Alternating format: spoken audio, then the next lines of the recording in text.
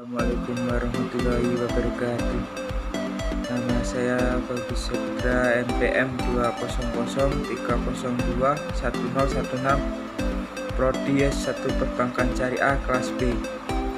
Izin mempresentasikan hasil makalah saya yang berjudul Sejarah Pemikiran Ekonomi Islam pada Masa Bani Abbasiyah. Sejarah pemikiran ekonomi Islam pada masa Bani Abbasiyah, maju mundurnya peradaban Islam tergantung dari sejauh mana di muka umat Islam itu sendiri. Dalam sejarah Islam tercatat bahwa salah satu dinamika umat Islam itu dicirikan oleh kehadiran kerajaan-kerajaan Islam, diantaranya Umayyah dan Abbasiyah. Umayyah dan Abbasiyah memiliki peradaban yang tinggi, di antaranya memunculkan ilmuwan-ilmuwan dan para pemikir muslim. Pesan presiden pertama kita, Insinyur Soekarno, karena tidak mungkin kita bisa mengenal siapa diri kita dan bagaimana kita bisa seperti sekarang ini tanpa menengok sejarah. Dengan kita bisa bercermin untuk mempertahankan dan meningkatkan prestasi emas para pendahulu kita dan menghilangkan sekaligus memperbaiki kekurangan dan kesegalannya. Jika sebelumnya kita sudah mengetahui perihal peradaban Islam di masa Nabi Muhammad SAW, kemudian masa Khulafaur Rasyidin dan masa Daulah Bani Umayyah, kini tibalah kita pada pembahasan peradaban Islam pada masa Daulah Bani Abbasiyah. Namun sebelum kita memasuki detil-detil peradaban masa ini, ada baiknya kita paparkan sekilas sebab-sebab yang menjadikan peradaban Islam pada masa ini menjadi sedemikian cemerlang. Bani Abbasiyah didirikan oleh Abdullah Al-Saffah bin Ali bin Abdullah bin Al-Abbas, dilahirkan di Umayyah tahun 104 Hijriah. Bermula ketika Bani Hashim menuntut kepemimpinan Islam berada di tangan mereka karena mereka merupakan keluarga Nabi yang terdekat.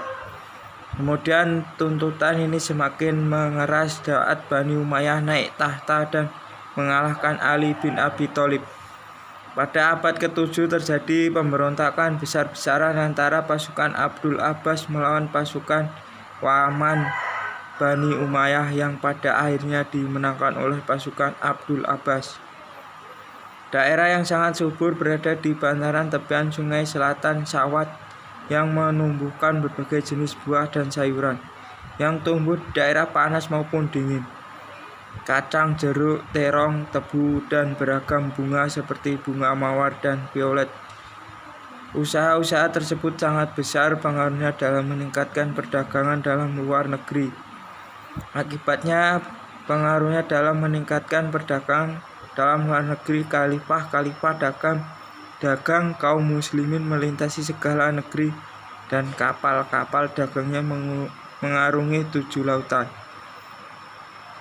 Perkembangan bidang pertanian maju pesat pada awal pemerintahan dinasti Abbasiyah karena pusat pemerintahannya berada di daerah yang sangat subur di tepian sungai yang dikenal dengan nama Sawat. Pertanian merupakan sumber utama pemasukan negara dan pengelolaan tanah hampir sepenuhnya dikerjakan oleh penduduk asli yang statusnya mengalami peningkatan pada masa rezim baru. Lahan-lahan pertanian yang terlantar dan desa-desa yang hancur, berbagai wilayah kerajaan diperbaiki dan dibangun secara perlahan-lahan. Mereka membangun saluran irigasi baru sehingga membentuk jaringan yang sempurna. Tanaman asal Irak terdiri atas gandum, padi, kurma, wijen, kapas, dan rami. Tokoh utama pemikiran ekonomi Bani Abbasiyah. Abbasiyah adalah sebuah dinasti kekhalifahan kepemimpinan Islam. Dinasti Abbasiyah adalah kepemimpinan Islam setelah runtuhnya dinasti Umayyah. Nama dinasti Abbasiyah dinasibkan pada pendiri Daulah Abbasiyah, yaitu keturunan Al-Abbas, paman Nabi Muhammad SAW, yang bernama Abdullah Al-Saffah ibn Muhammad Ali bin Abdullah ibnu al-Abbas. Tokoh-tokoh Daulah Abbasiyah diantaranya 1. Abdullah al-Sabah Muhammad ibn Ali bin Abdullah al-Abbas sebagai pendiri Daulah Abbasiyah. 2. Khalifah Abu Ja'far al-Mansur sebagai khalifah kedua Daulah Abbasiyah. 3. Khalifah al-Wahdi sebagai khalifah ketiga Daulah Abbasiyah. Sekian, terima kasih. Wassalamualaikum warahmatullahi wabarakatuh.